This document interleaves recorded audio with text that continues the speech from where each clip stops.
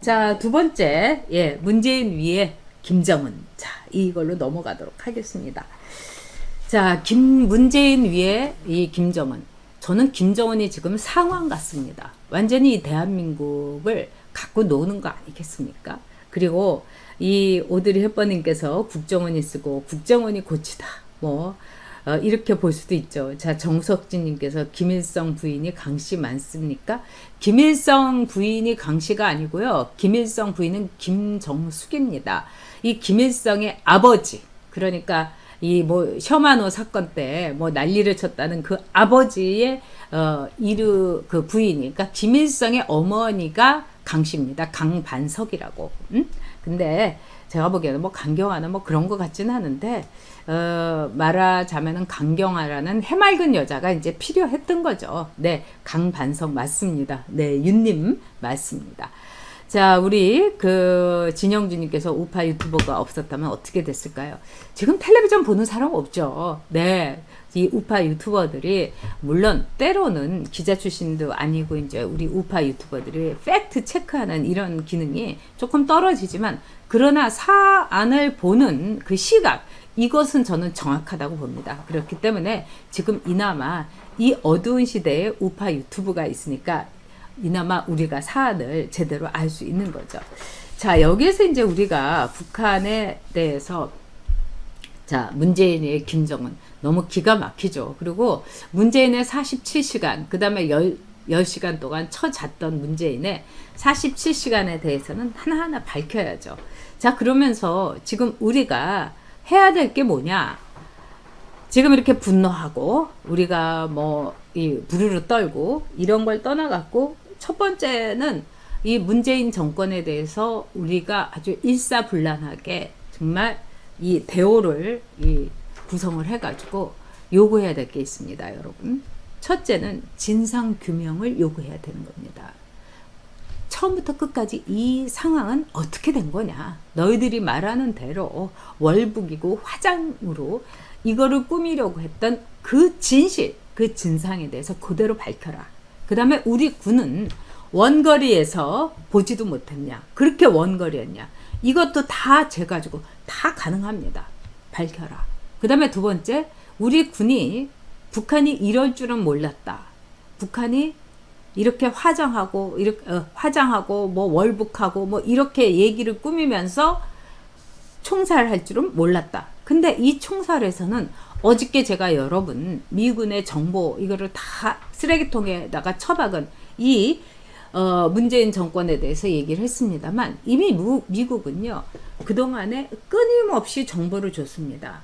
이 경계선에 배치 부대를 통해 가지고 북한은 그러니까 월북을 하려는 자들을 무조건 총살을 한다. 그리고 그 경계선을 넘은 자를 총살을 하려고 한다. 이런 정보를 준 거예요. 그러니까 이 월북이라는 거는 자기네들이 우리가 얘기했던 경계선을 넘은 거를 월북이라고 할 수가 있는 거죠. 그러니까 이 표류해 가지고는 민간인도 무조건 총살을 할 거다. 이런 정보를 미국이 준 거예요. 그렇다면은 표류가 돼 갖고 우리 눈에 다 보인 거예요. 그 사람이 공무원이 올라갔으면은 빨리 한 라인도 문재인이 그렇게 있었고, 또 뿐만 아니라 친서도 있었다면 빨리 보냈어야 되는 겁니다. 이 구조에 대해서. 그리고 이거는 국가 원수라면 어느 나라든지 하는 일입니다. 미국이란 나라는요, 이 중국에서 북한 경계 이쪽에서 이 포획된 미국 시민, 한국계 기자 위에서 말하자면은 카터도 갔었고 클린턴도 갔지 않습니까? 직접 간 거예요. 이런데 고이즈미도 갔었고, 근데 우리나라 대통령은 잠자면서 그래 전통 하나 못 보낸단 말입니까? 그런 점에서 이 진상규명을 요구를 해야 됩니다. 그 다음에 두 번째는 이 문재인의 47시간, 여기에 대해서 진짜 자기가 얘기하지 않습니까? 대통령이 되면은 분초를 다투어서 하겠다, 이렇게 얘기한 거 아니겠습니까?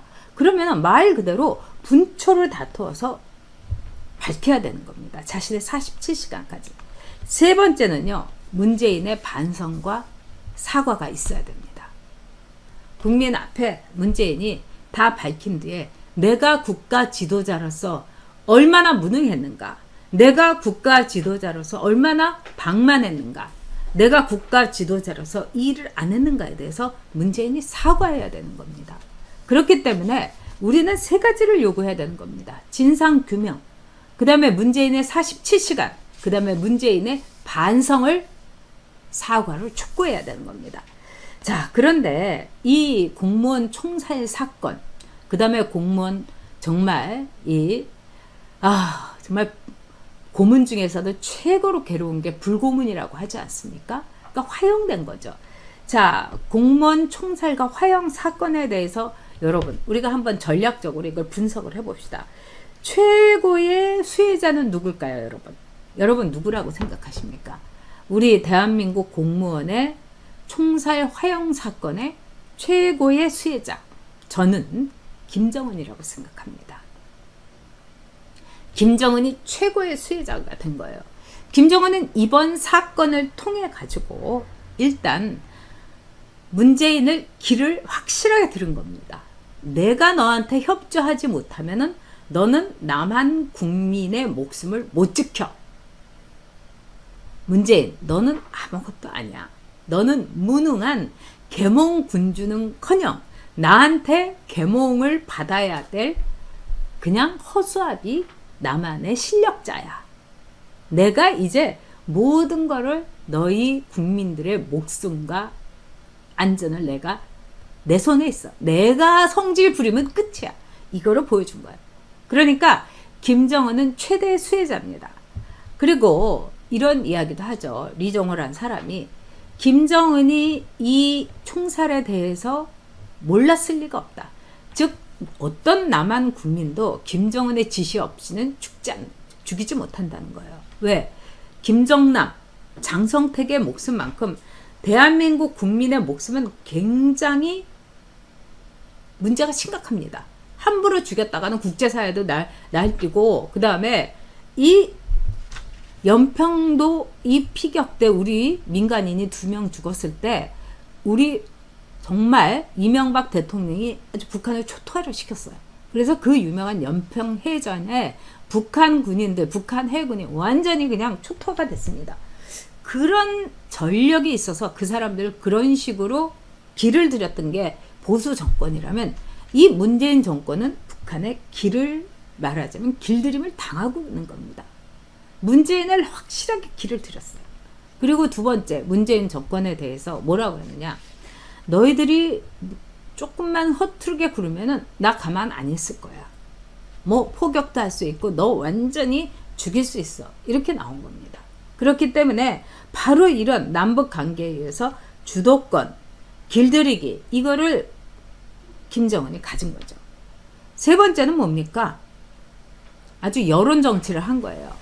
사후 전통문이라는 걸 통해 가지고 대한민국을 완전히 들었다 놓은 거 아니겠습니까?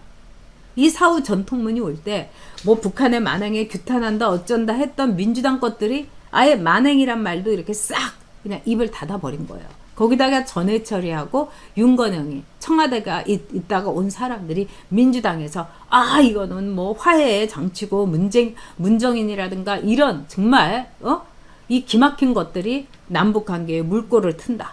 뭐 전화 위복이 됐다. 어떻게 대한민국 국민 한 명이 죽었는데 어떤 전화 위복이 되며 어떤 물꼬를 틀 수 있다는 겁니까? 정말 기가 막힌 일이죠. 그럼에도 불구하고 김정은은 이번에 챙길 걸 알뜰하게 챙긴 거예요. 그래서 최고의 수혜자는 김정은이다. 그러면 최대의 피해자는 누구냐? 문재인과 그리고 대한민국 국민들입니다.